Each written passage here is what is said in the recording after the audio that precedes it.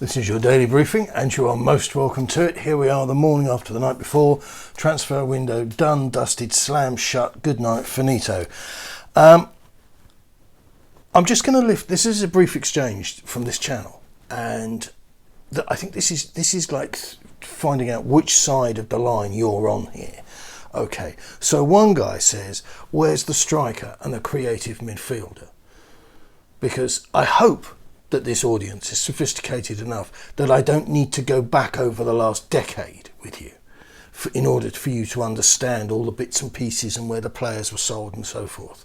I hope that this audience has enough wherewithal about it to understand that Christian Eriksen hasn't actually been replaced, and to understand that Harry Kane cannot be run into the floor and thus make himself more susceptible to injury. I mean, I hope that's the case. So this guy says, where's the striker and the creative midfielder?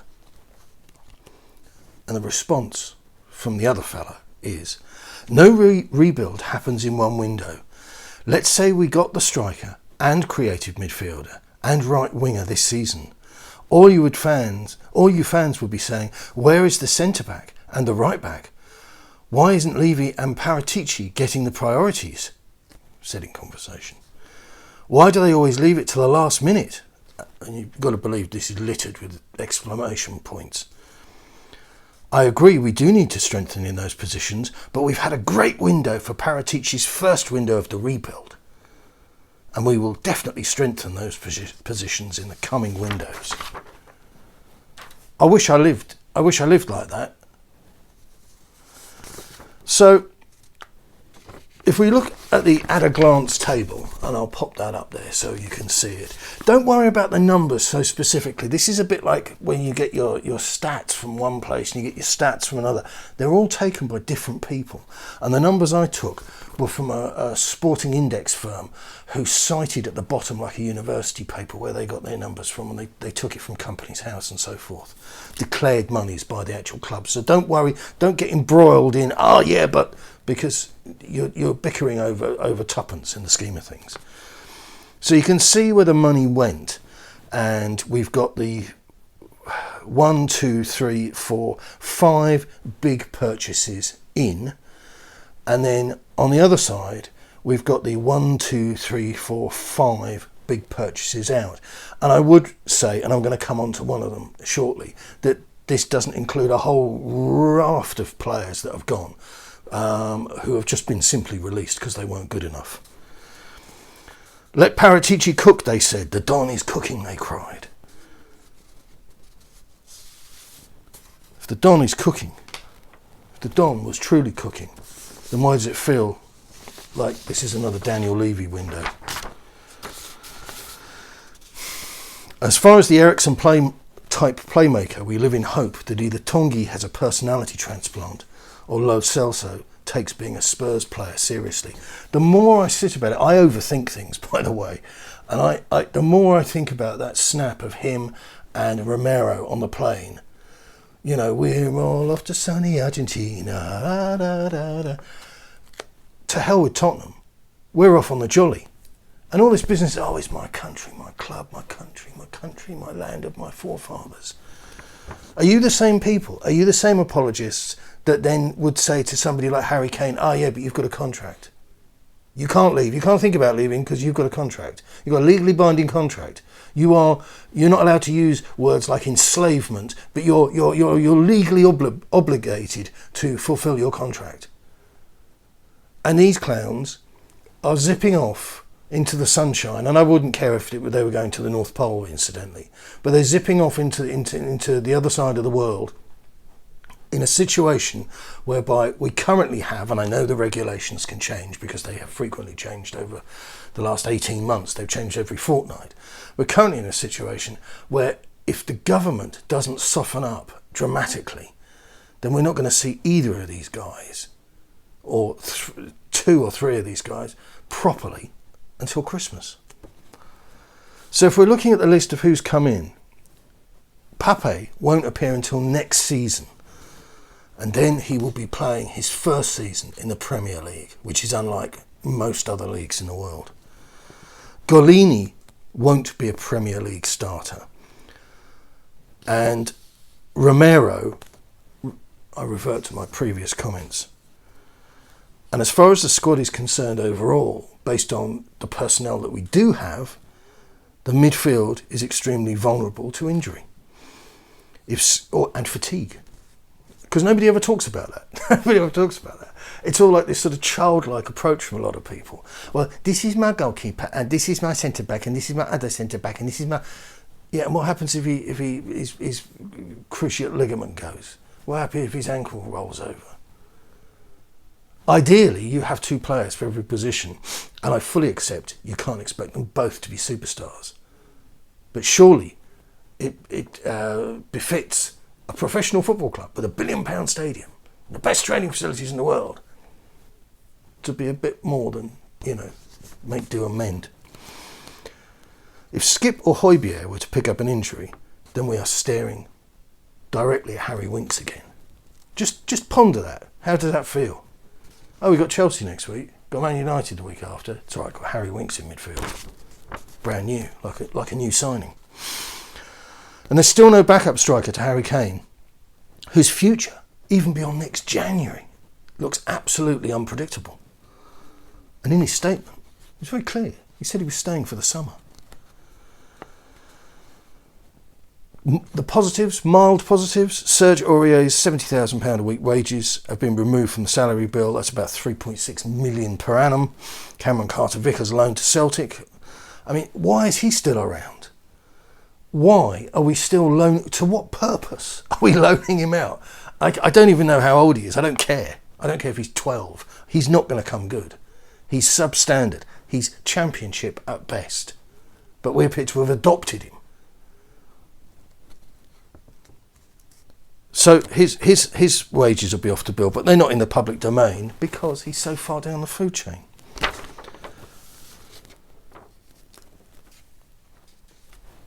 What's of note here is the overwhelming bulk of names Spurs were linked with. Again, most of which came via the club's press office because they came from UK journalists who are routinely fed by the press office. Sabitzer. I won't even bother because it's pointless. I may as well just open up a Chinese phone book and start trying to read names out from there because it's irrelevant. It's fiction. They didn't happen. And so what that tells us is that talks either never happened at all or never progressed to a meaningful level. So what you've done, it's like when you go to Lidl or Marks and Spencer's or Waitrose and you see somebody's shopping list. It's just a handwritten note. Bread, butter, cactus, fertiliser, whatever, in the basket, in the trolley. And all you know is that there was someone here who was shopping. But it doesn't tell you what they bought. That was their kind of wish list at some point when they entered the supermarket. They may have bought everything on the list. But the list itself, to you, is utterly pointless. So all the people on Twitter, God help us, who referred to Spurs as interested FC and monitoring FC, was so right that it now hurts. Yes, we're top of the table, but the season ends next summer. The fable of the hare and the tortoise springs to mind, opposed to lauding the work of the hairless tortoise himself, our beloved leader. Net spend is probably but somewhere between 90 and 100 million, which sounds respectable enough. But then when you start comparing it with other clubs, we spent less than, or there are only a handful of clubs that spent less than us. Brighton, Villa spent loads. I've dropped my notes. Burnley, Chelsea, Everton, and Brighton. Everybody else spent more. Everybody else has had COVID. But everybody else didn't previously sink all of their money into capital assets. Everybody else didn't regard football as a bit of a, not that part of the business again. Can't somebody else order the loo rolls? It's like that. Why am I doing this bit? And that's the sense one gets about Tottenham, that the football just isn't at the heart of the business, which is frankly obscene. So the spend was between 90 and 100 million. But that doesn't tell us the whole story. I had a dig back, and Swiss Ramble, the last one that came out that related to Spurs, it was about 6-7 months ago. 80,000 on the books, on the ledger, as far as repayments due back to us for transfers. So we've kind of spent most of that, and maybe another 10 grand at tops. And just to highlight this business with the right back, and I think this guy Emerson's going to be okay. I don't think he's going to be insane. I've been looking at his stats. He can't cross, so if he's going to play as a wing back, that's going to need some work doing on it. And his passing accuracy for Real Betis isn't amazing. It's okay, but it's not amazing. And an account I follow, and I only mention the ones that are good, and this is routinely good, at Felon82, and I'll put that in the thing if you're interested. And you have to forgive the industrial language, but this is how real people talk. So Dr. Bald-Aids cashed in on Kyle Walker just over 4 years ago. And since then, we've had Trippier, Aurier, KWP, Doherty, and a brief spell with Tanganga. Circa 65 million of dicking about. And now we've bought Emerson Royal for 25 million. The amusement never ends. And there are people out there who say, oh, you're so negative. Well, give me something truly positive to be about. Because all I see is a business that is run not just as an afterthought, but as if it's an actual total inconvenience. And I get the sense they just can't wait for the NFL. They can't wait for Guns N' Roses.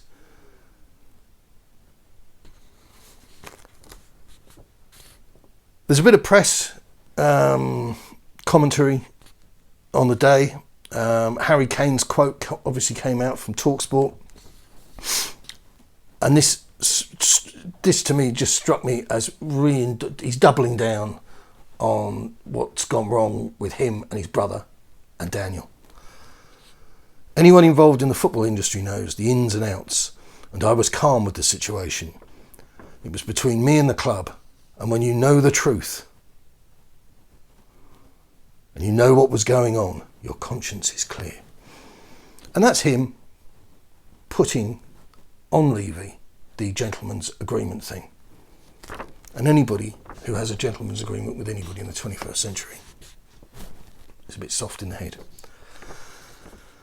The Sun are running with Harry Winks to be handed Tottenham lifeline after impressing new manager Nuno Espirito Santo. Filler. Not worth reading. I shouldn't have even shared it with you. Pass the parcel. There we go. Why is he still around? We've adopted him, that's why.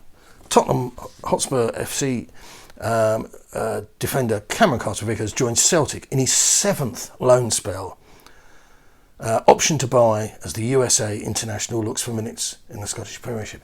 Is it just me, or does that stink just a teensy bit of they're hoping to get some US dollar interest in the boy? In terms of, like retail receipts. Aurier's gone on a free mutual agreement, terminated his contract, been treated appallingly. I think he was treated appallingly. Wasn't a bad kid. Played for us immediately after his brother had died. That shows you the integrity of a man. And I think all of this has been glossed over, and the club itself has just come shy of telling people that they're really struggling to get rid of him. And again, I point the finger at all the UK London-based journalists who've been spoon-fed utter disrespectful remarks as well as disinformation from the club. Tottenham were and this, if you thought I was in a great mood, this is actually makes me happy, this last one. Tottenham have finally started shifting the no-hopers from the academy, and one has to question whether he bought the knitting machines to industrially produce, to knit his own academy stars. He bought them on the cheap, and because they're now on the fritz, they can't, so they're having to get rid of all the, the talent, the wool. And this includes Keziah Sterling, who one viewer on here a few weeks ago, I don't know if you're still about, I don't block people, took great delight in scoffing at me because I'd never heard of him. Well, he's been released by Tottenham So now he can go to his local job centre and see if anybody's heard of him down there. Right, so as you can gather, I'm not impressed with this window. I challenge you to don't worry about me, don't worry about my mood, my atmosphere. I challenge you to make a coherent point that challenges what I've said. Prove to me, and just tell me, in your own words, why I should be happy, why this window should inspire Spurs fans. So you look at the cost of the ticket prices, you look at the cost of the day out, you look at the thing of everything, and you look at how you feel when you watch Spurs and you go into the stadium, or you're on TV, or you're on a bench stream, however you get there. You tell me what this window has done, and don't tell me about the next 5 years, because I've been here for the last 30, nearly 40. So don't tell me about the next 5, because you're simply regurgitating the spin that I heard, before you were shaving. All right. So you tell me. This isn't a fine-tuning moment here. This is everybody else is outspending, and there's only, like I mentioned, about 4 clubs that spent less than us. And the fact that we still have not solved the Harry Kane problem is a massive, massive, massive problem. The fact that we haven't solved the Christian Eriksen problem is an even bigger problem, because you have Kane there, and if you don't have people creating for him, you're really in trouble. So have a think about what I've said, and try to look beyond, I don't like this because it isn't all jolly and upbeat, because I'm telling you the truth. And the more we do this, and the more it permeates, the better for all of us. No? Good luck, and keep it Tottenham.